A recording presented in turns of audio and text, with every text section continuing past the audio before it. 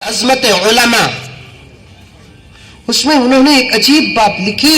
حضرت مولانا الیاس رحمت اللہ علیہ مجدد دعوت و تبلیغ، بانی دعوت و تبلیغ نہیں، مجدد دعوت و تبلیغ.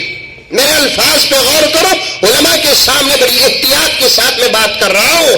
حضرت مولانا الیاس رحمت اللہ علیہ مجدد دعوت و تبلیغ ہے، بانی دعوت و تبلیغ نہیں ہے. مجدد اور بانی میں فرق کیا ہے؟ مجدد کسے کہتے ہیں؟ کام تو پہلے سے چلتا آ رہا تھا، بیچ میں رک گیا، اس کام کو پھر سے شروع کرتے ہیں تو کرنے والے کو مجدد کہتے ہیں. بانی کسے کہتے ہیں؟ اس کام کو نئے طریقے سے شروع کرنے والے کو بانی کہتے ہیں. مدرسہ پہلے سے چل رہا ہے، مولانا کو 10 سال کے بعد اس مدرسے کو حوالے کر دیے تو اب مولانا محتمم تو رہیں گے لیکن مولانا بانی نہیں رہیں گے. بانی کون ہے؟ جس نے مدرسہ سب سے پہلے شروع کیا ہے. جیسے دارالعلوم دیوبند، اب اس وقت جو حضرت محتمم صاحب ہے وہ محتمم دارالعلوم دیوبند ہے، بانی دارالعلوم دیوبند نہیں ہے، کیونکہ وہ مدرسے کے بنانے والے نہیں ہیں. بانی دارالعلوم دیوبند کون ہے؟ حضرت مولانا قاسم نانوتوی رحمت اللہ علیہ. یہ دعوت کا کام، یہ تبلیغ کا کام مولانا الیاس نے شروع نہیں کیا، مولانا یوسف نے شروع نہیں کیا. یہ نبیوں والا کام ہے. اس بات کو قرآن اعلان کرتا ہے اور اس بات کو حدیث بیان کرتی ہے. جب یہ نبیوں والا کام ہے تو نبی جب سے آئے تب سے یہ کام ہے. حضرت آدم پہلے نبی ہے تو دعوت کے بانی حضرت آدم ہے. حضرت آدم پہلے نبی ہے تو دعوت کے بانی اور تبلیغ کے بانی حضرت آدم ہے. حضرت مولانا خلیل الرحمن سجاد نعمانی دامت برکاتہم اپنے خطاب بے مثال اللجواب میں فرماتے ہیں اسلام مکے سے شروع نہیں ہوا، اسلام مدینے میں شروع نہیں ہوا، بلکہ اسلام مکے اور مدینے میں مکمل ہوا.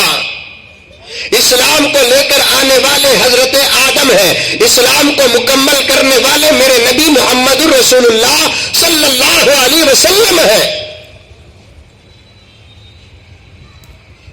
حضرت الیاس رحمت اللہ علیہ مجدد دعوت و تبلیغ ہے. حضرت نے دیکھا کہ سارے عالم میں محنت کمزور ہو چکی ہے. حضرت نے دیکھا کہ مسجدیں ویران ہو چکی ہے. حضرت نے دیکھا ہے کہ نام اسلام کا ہے، کام اسلام کا نہیں ہے.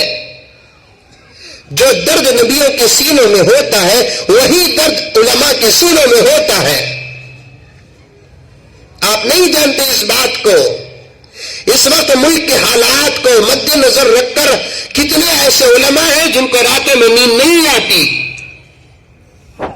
بیوی بچوں سے بات کرنے میں مزہ نہیں ملتا، پیٹ بھر کر نہیں کھاتے، ہمیشہ ملک کی فکر، ہمیشہ ملت کی فکر، ہمیشہ قوم کی فکر. مولانا الیاس نے دیکھا کہ مسجدیں ویران ہیں، آباد کیسے کیا جائے؟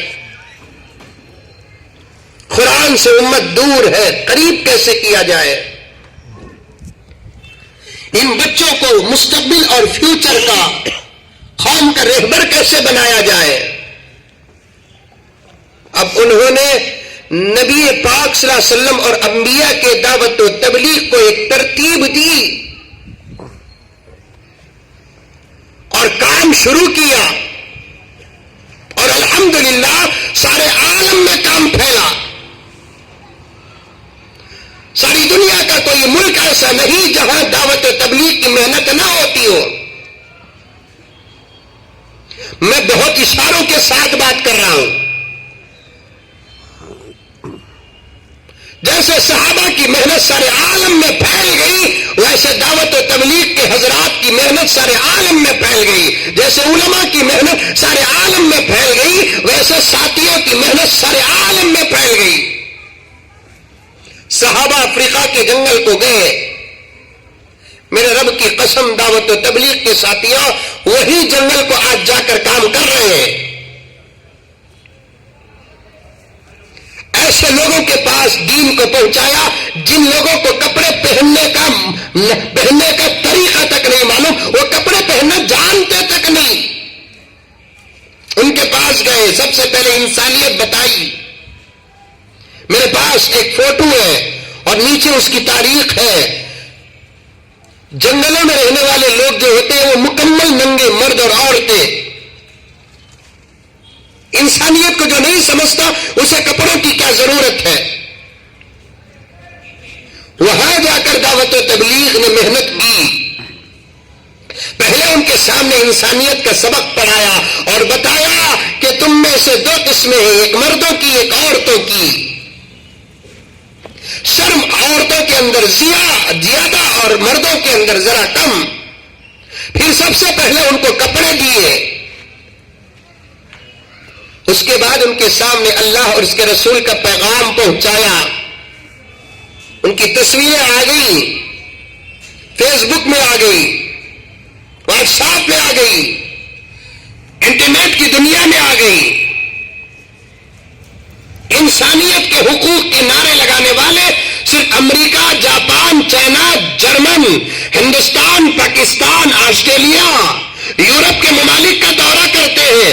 انسانیت کے حقوق کا نعرہ لگانے والے کبھی ان جنگلوں کو جا کر انسانوں کو پکڑ کر کبھی کچھ نہیں کہا. ان کے سامنے انسانیت کا سبق نہیں دیا. وارثین انبیاء ان کے سامنے انسانیت کا سبق دیے.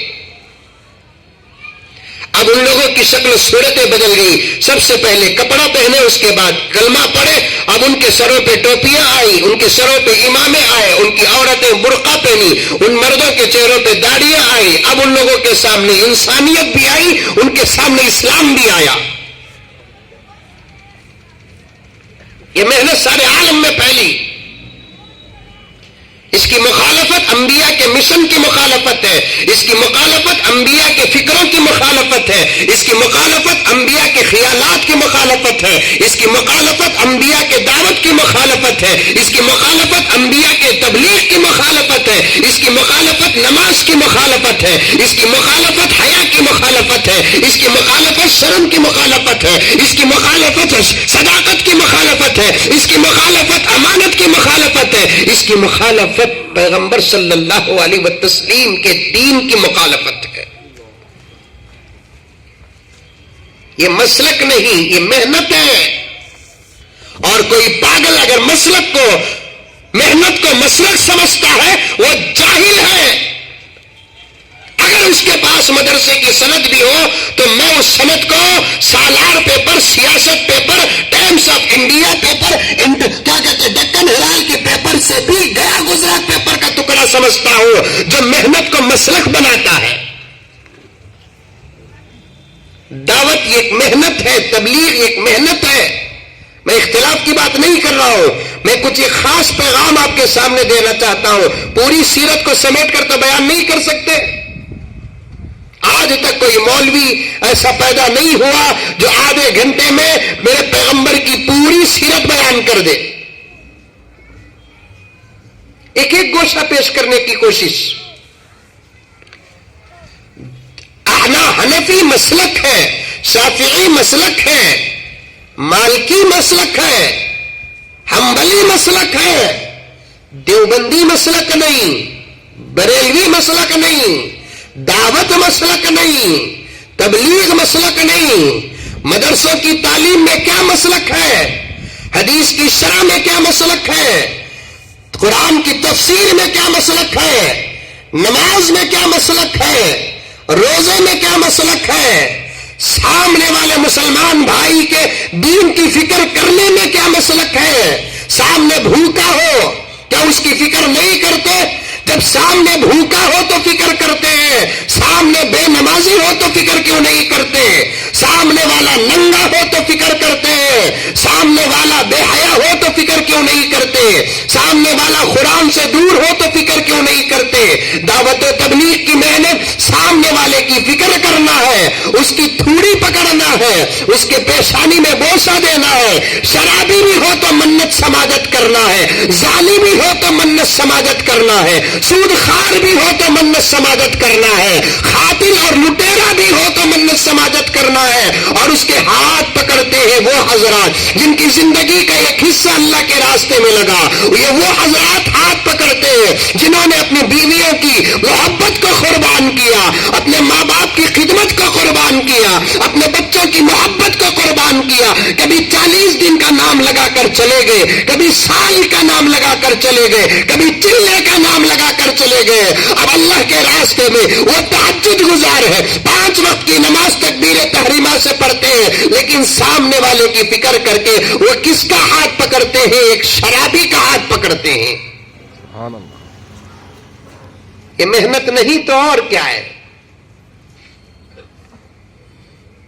آپ بھی محنت کرو، اتنی محنت کرو کم سے کم اپنے گھر کے افراد کو نمازی بناؤ، بولو انشاءاللہ۔ بیٹا دیکھ رہا ہے کہ باپ بے نمازی ہے، بول نہیں سکتا ابا نماز پڑھو، باپ دیکھ رہا ہے بیٹا بے نمازی ہے، بول نہیں سکتا کہ بیٹے نماز پڑھو، بیوی بے نمازی ہے، شوہر نہیں بول سکتا کہ بیگم نماز پڑھو، شوہر بے نمازی ہے، بیوی بول نہیں سکتی کہ سرتاج نماز پڑھو۔ ویسا اگر کوئی بیوی بولی جے نماز پڑھو جی، او کہا گیا بڑے اچھے باتوں کر رہی ہے، یہ نماز پڑھنے کی عمر یہ ہے؟ ارے نماز پڑھنے کی بھی کوئی عمر ہے؟ نماز پڑھنے کی عمر کون سی معلوم؟ 40 سال نہیں، 50 سال نہیں، 60 سال نہیں، نماز پڑھنے کی عمر 4-5 سال ہے۔ آقا نے فرمایا تمہارا بچہ 7 سال کا ہو جائے تو نماز کی تاکید کرو، فجر میں اٹھاؤ 7 سال کے بچوں کو، بیٹا ہو یا کہ بیٹی نماز پڑھو، پڑھنے کا حکم دو۔ وَأْمُرْ أَهْلَكَ بِالصَّلَاةِ، پیغمبر اپنے گھر والوں کو نماز کی دعوت دو۔ 7 سال کی عمر میں، 10 سال کی عمر میں نماز نہیں پڑھتا تو مارو، ہلکا مارو، ڈرانے کے لیے۔ ٹیوشن نہیں گیا تو مارتے، اسکول نہیں گیا تو مارتے، نماز نہیں پڑھا۔ اتنا بڑا مجمع میرے بھائی کا بیٹھا ہے، بھائیوں کا، میں محبت سے سوال کروں، ٹیوشن نہ جانے کی وجہ سے کتنے باپ مارے ہیں، ٹیوشن نہ جانے کی وجہ سے کتنی مائیں ماری ہیں، یہ ہاتھ اٹھا دے اس بھائی کا جو اپنے بچے کو اس لیے مارا ہے کہ وہ نماز نہیں پڑھتا۔ یہ میرے عاشق ایسے ہے کہ میرا ہاتھ چوم